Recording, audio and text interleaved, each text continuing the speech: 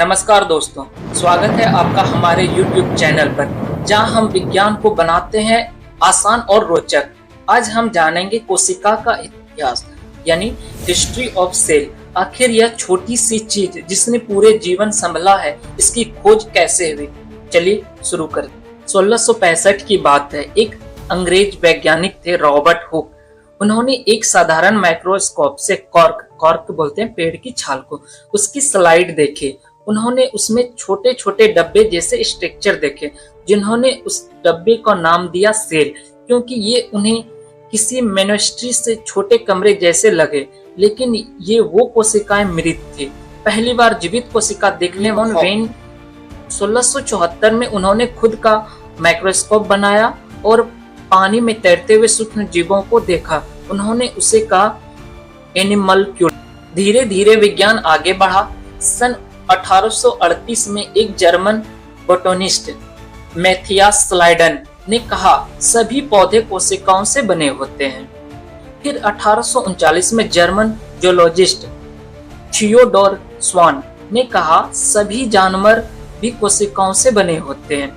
इन दोनों ने मिलकर दी कोशिका सिद्धांत, जिसे हम सेल थ्योरी कहते हैं। इस थ्योरी के 3 मुख्य बिंदु थे।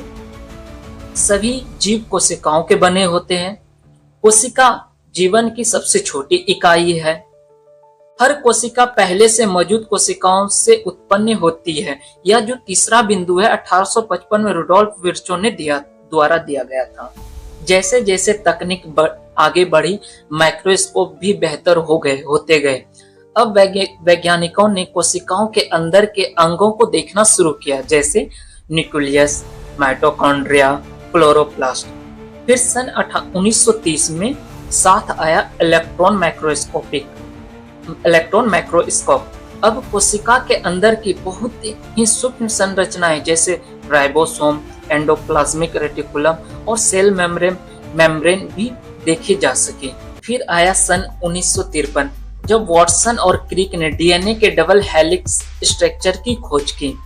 अब हमें समझ आया कि कोशिका कैसे आनुवंशिकी जानकारी को संभालती है।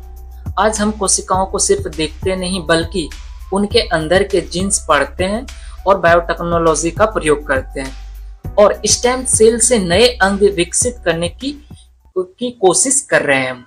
तो दोस्तों, यह था कोशिका का शानदार इतिहास। एक छोटे से माइक्रोस्कोप से शुरू होकर आज हम जीवन की सबसे गहरी परतों को समझ पा रहे हैं। अगर आपको यह वीडियो पसंद आया हो तो लाइक करें, कमेंट करें कि अगला विषय क्या हो और सब्सक्राइब जरूर करें हमारे चैनल को, जहां विज्ञान मिलता है मजेदार